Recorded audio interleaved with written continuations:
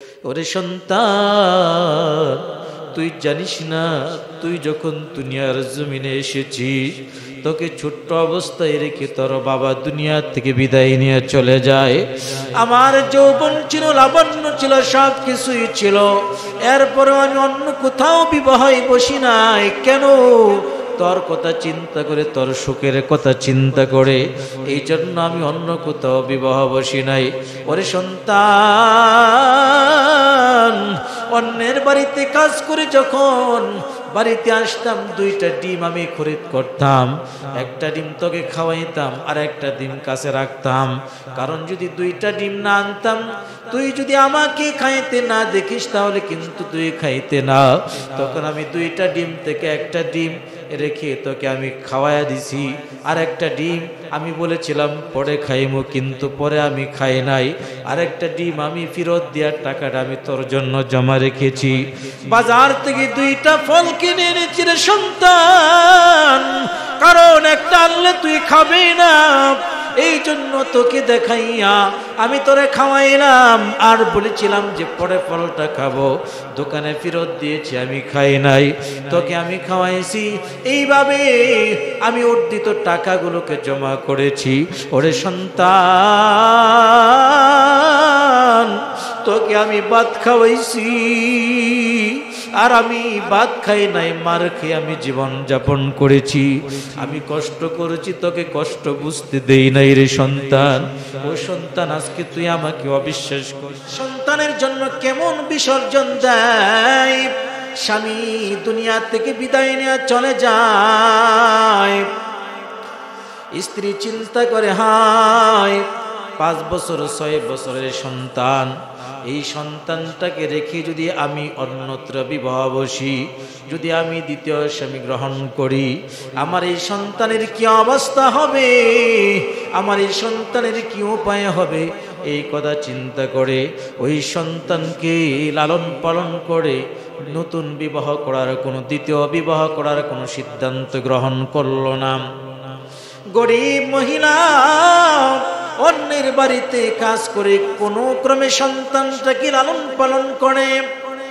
সন্তানটাকে লালন পালন করতে করতে করতে করতে যখন সন্তানটা পড়ালেখার বয়স হলো, সন্তানটাকে স্কুলে ভর্তি করে দিলাম। সন্তানটা স্কুলে পড়ালেখা করে যখন 9, 10 এসে যায়, তখন হেডমাস্টার ডাক দিয়া বলে, ওরে সন্তান, মেট্রিক পরীক্ষা দিতে হবে, ফর্ম ফিল আপ করতে হবে, রেজিস্ট্রেশন করতে হবে, 4 থেকে 5 হাজার টাকা ফি লাগবে। সন্তান মনে মনে চিন্তা করে, হাই আমার মা অন্যের বাড়িতে কাজ করে যে টাকা পায়, এই টাকা দিয়ে তো ঠিক মতো আমরা খাইতেও পারি না, এত টাকা কোত্থেকে ব্যবস্থা হবে। সুতরাং আমার কপালে আর পড়ালেখা নাই। হেডমাস্টারকে ডাক দিয়া বলে, ও স্যার, আমি মনে হয় আর পড়তে পারবো না, কারণ এত টাকা আমার মা দিতেও পারবে না। এই জন্য সন্তানটা বড় টেনশন অন্তরের ভেতরে নিয়ে মনটা খারাপ করে বাড়িতে চলে যায়। মা লক্ষ্য করে দেখে সন্তানটার চেহারা মলিন। সন্তানের চেহারা যদি মলিন থাকে, মা কোনোদিন সহ্য করতে পারে না। ডাক দিয়ে বলে, সন্তান কি হয়েছে তোর, কেন তোর চেহারাটা মলিন দেখা যায়? সন্তান ডাক দিয়ে বলে, মা গো,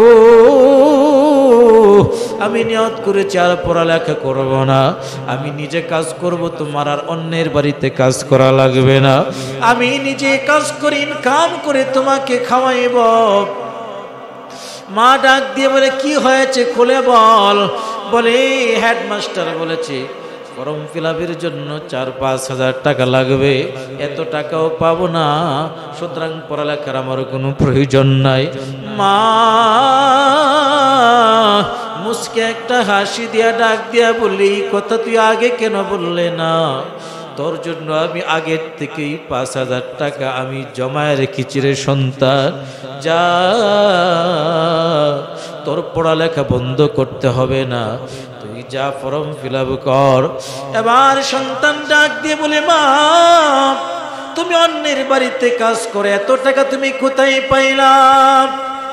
তুমি কি করো?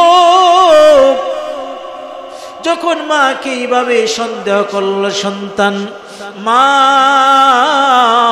সন্তানটাকে একটা চপেটাঘাত দিয়ে বলে, ওরে সন্তান, তুই জানিস না তুই যখন দুনিয়ার জমিনে এসেছিস তোকে ছোট্ট অবস্থায় রেখে তোর বাবা দুনিয়া থেকে বিদায় নিয়ে চলে যায়। আমার যৌবন ছিল, লাবণ্য ছিল, সব কিছুই ছিল, এরপরেও আমি অন্য কোথাও বিবাহে বসি নাই। কেন? তোর কথা চিন্তা করে, তোর সুখের কথা চিন্তা করে, এই জন্য আমি অন্য কোথাও বিবাহ বসি নাই। ওরে সন্তান,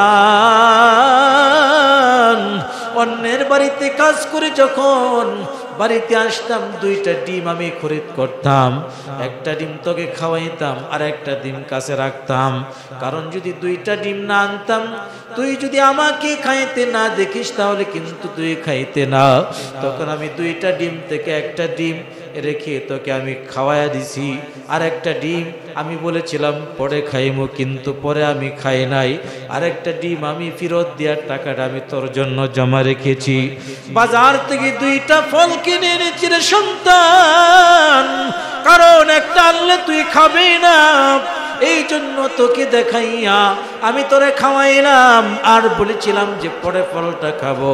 দোকানে ফেরত দিয়েছি, আমি খাই নাই, তোকে আমি খাওয়াইছি। এইভাবে আমি অর্জিত টাকাগুলোকে জমা করেছি। ওরে সন্তান, তোকে আমি ভাত খাওয়াইছি, আর আমি ভাত খাই নাই, মার খেয়ে আমি জীবন যাপন করেছি। আমি কষ্ট করেছি, তোকে কষ্ট বুঝতে দেই নাই রে সন্তান। ও সন্তান, আজকে তুই আমাকে অবিশ্বাস করিস। সন্তান ডাক দিয়ে বলে, মা মাফ করে দাও। সন্তানটা পড়ালেখা শুরু করলো, পরীক্ষা করে সন্তানটা পরীক্ষায় ভালো রেজাল্ট করে। সন্তান যখন ভালো রেজাল্ট করলো, হেডমাস্টার ডাক দিয়া বলে, আরে সন্তান, তোর আর পড়ালেখা করতে হবে না, তোকে স্কুলের টিচার বানিয়ে দিচ্ছি। তুই স্কুলের টিচার হয়ে যায়, শিক্ষক হয়ে যা। আর একটা আমার কাছে ভালো মেয়ে, সুন্দরী মেয়ে আছে, তার ধন সম্পদ আছে, কোনো কিছুর অভাব নাই, তার সাথে তোর বিবাহ দিয়া দিই। সন্তান ডাক দিয়া বলে, স্যার, আমার জীবনে আমার কাছে সব কিছুই হলো আমার মা, আমার মার কাছে গিয়ে আপনার কথা বলি। মার কাছে যখন এই কথা বলা হয়, মা ডাক দেয়া বলে, সন্তান, প্রতিটা মার জীবনের একটা উদ্দেশ্য থাকে। সন্তানটা যখন বিবাহের উপযুক্ত হয়, তখন ঘরের ভিতরে লাল টুকটুকে শাড়ি পরে একটা বধূ আনা, এটা প্রতিটা মারই স্বপ্ন থাকে। হেডমাস্টার তো তোর কথা ভালোই বলেছে, চাকরিও হবে, আবার ওই মেয়ে ভালো মেয়ে, আবার মেয়ের টাকা পয়সাও আছে, শিক্ষিতা মেয়ে। তবে আমার ভয় হয়, আমি একজন গন্ডা মূর্খ গ্রামের মহিলা, অন্যের বাড়িতে আমি কাজ করি, মানুষের আমাকে ঝি বলে সম্বোধন করে, আমাকে কি তোর এই শিক্ষিতা মেয়েটা মেনে নিবে কিনা?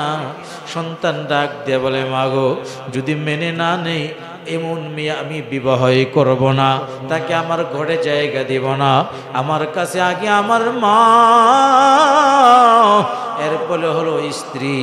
এই কথা বলার পরে এরপরে আস্তে আস্তে তাদের বিবাহ হয়ে গেল, সংসার জীবন শুরু হয়ে গেল।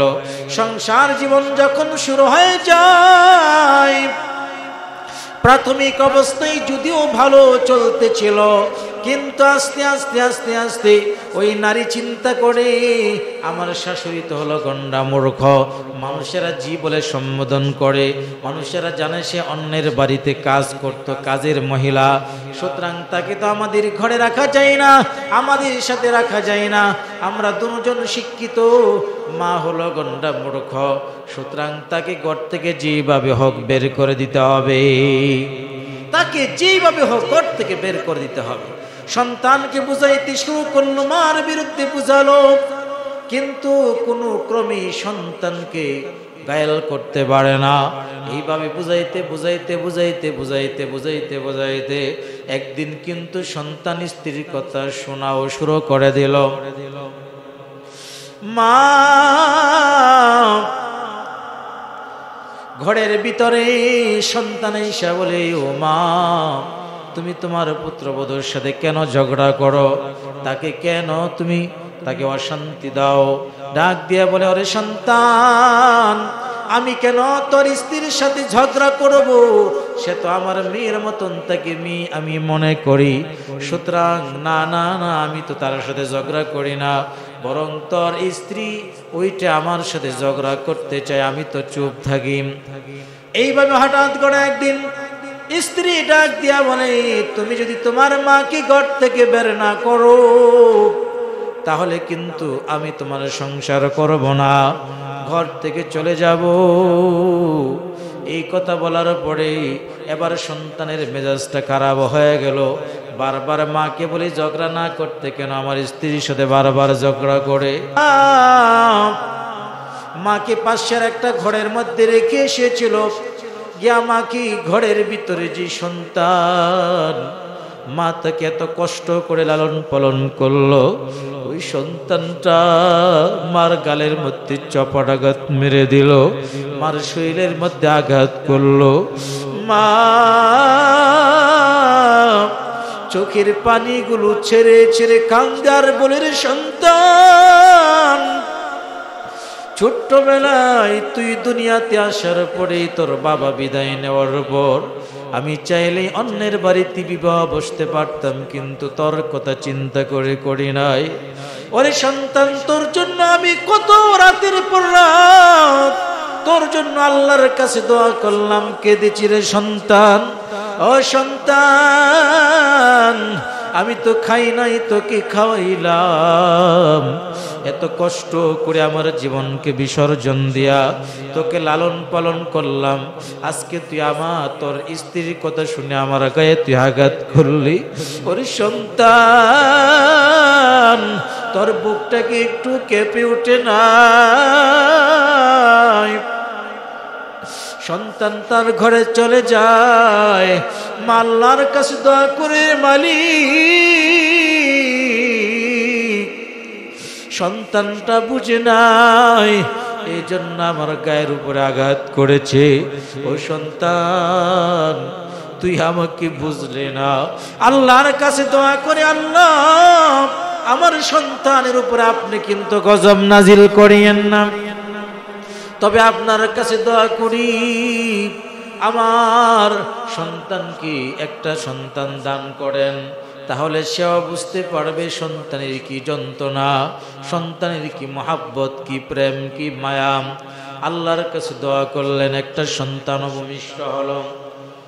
প্রতিদিন কাজে যায়, সন্ধ্যায় ফিরে। একদিন রাতে কাজ থেকে ফিরতে রাতের 1টা কি 2টা বেজে গেল।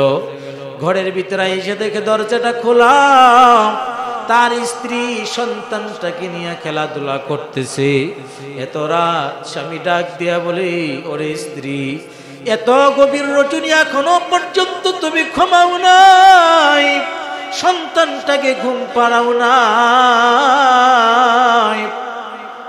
বলে, তুমি কি বুঝবা? সন্তানটা একটু পরে পরে প্রস্রাব করে দেয়, পায়খানা করে দেয়, একটু পরে পরে খাবারের জন্য কান্না করে, এই পর্যন্ত আমি ঘুমাইতে পারি নাই।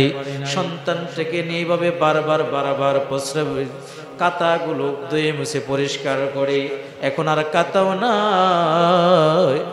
এখন যে তার প্রস্রাব করে দিল, তার নিচে বিছাইব এমন কোনো কাপড়ও নাই। এই জন্য সন্তানটাকে আমি আমার বুকে নিয়ে সন্তানটাকে শুয়ে রইলাম। এই সন্তানটা আমার কলিজার টুকরা, এই সন্তানটা আমার জীবনের সাপ। আল্লাহর শপথ, আমার জীবনে কিছু যদি না থাকে, এমনকি তুমিও যদি না থাকো, আবার কোনো আফসোস নাই, কিন্তু আবার কলিজার টুকরা সন্তান আমার কাছে বড় রত্ন। এই কথা স্ত্রী জবান থেকে শোনার পর সন্তানটা মার ঘরের দিকে একটা দৌড় দেয়, আর দরজায় নক করে ডাক দিয়া বলে, মা গো, ও মা, দরজাটা খুলো। ভিতর থেকে মা ডাক দিয়া বলে, রে সন্তান। এতক্ষণ পর্যন্ত মা নামাজে ছিল, সন্তানের জন্য দোয়া করতেছিল। তাড়াতাড়ি নামাজ শেষ করে ডাক দিয়া বলে, রে সন্তান, আমি তোর স্ত্রীর সাথে কোনো বেয়াদবি করি নাই রে সন্তান। তোর স্ত্রীর সাথে আমি কোনো কথাই বলি নাই। আমাকে আর মারিস না। গতকালকে যে আমাকে মারেছিস সে আঘাত এখনো পর্যন্ত আমার শরীরে রয়ে গেছে। ওরে সন্তান, এখন যদি আমাকে আরো মারো আমি কিন্তু আর দুনিয়াতে বাঁচব না।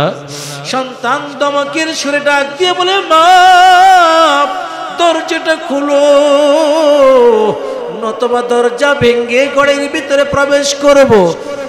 মা মনে মনে ভাবে, যদি দরজা ভেঙে ভিতরে প্রবেশ করে তাহলে তো আমার উপরে মায়েরটা একটু বেশি পড়বে। এর চেয়ে বরং আমি দরজাটা খুলে দেই। মা দরজাটা খুলে দেয়। সন্তান যখন ঘরের ভিতরে প্রবেশ করে মা হাঁটু যেন দিয়া বসে যায়। ডাক দিয়া বলে, রে সন্তান, তুই আমাকে আর মারিস না। আর মায়ের আমি সহ্য করতে পারবো না, কারণ তোর স্ত্রীর সাথে আমি আর কোনো বেয়াদবি করি নাই। সন্তানটা মার পা জড়ায় ধরে কান্দে আর ডাক দিয়ে বলে, মা গো, আমি বুঝি নাই, বুঝি নাই, বুঝি নাই। অনেক বেয়াদবি আমি তোমার সাথে করেছি। ও মা, তুমি যে এত বড় নিয়ামত তা আমি আগে বুঝতে পারি নাই। আমি যখন কাজ থেকে গভীর রজনীতে বাড়িতে ফিরলাম, আয়েশা দেখি স্ত্রী সন্তানটা কিনে খেলাধুলা করতেছে। স্ত্রীকে জিজ্ঞেস করলাম, স্ত্রী বলে, সন্তানটাই তো আমার জীবনের সব। এই সন্তানটা যদি থাকে এটা আমার জন্য ভরসা। আমি চিন্তা করলাম, আমার সন্তান নিয়ে স্ত্রী যেভাবে রাতের পর রাত জেগে থাকে, যেভাবে আমার স্ত্রীর কাছে সন্তানটা এত প্রিয়, ও মা তোমার কাছেই তো আমি ততটা প্রিয় গো মা। ও মা, তুমি আমার জন্য অনেক কষ্ট করেছ। তুমি আমার জন্য অনেক কষ্ট করেছ। আমি বেয়াদবি করেছি মা তোমার সাথে। ও মা, তুমি আমাকে মাফ করে দাও। মা ডাক দিয়ে বলে, রে সন্তান, তোর প্রতি তো আমি কষ্টই পাই নাই, কারণ আমি আল্লাহর কাছে দোয়া করেছি, মালিক আমার সন্তানটা আমাকে বুঝে না, এই জন্য তার স্ত্রীর গর্ভে একটা সন্তান দাও, তাহলে সে সন্তানের মর্ম বুঝতে পারবে।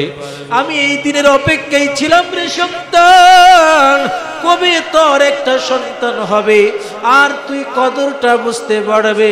ওরে সন্তান, যা যা, তোকে মাফ করে দিলাম, তোর প্রতি আমার কোনো কষ্ট নাই। একটা মা সন্তানের জন্য কি পরিমাণ কষ্ট করে, এই জন্য সন্তানগুলোকে প্রতিজ্ঞাবদ্ধ হতে হবে যে মাকে কষ্ট দিব না, বাবাকে কষ্ট দিব না। মা বাবাকে কষ্ট দিলে দুনিয়াও শেষ, পরকালও শেষ।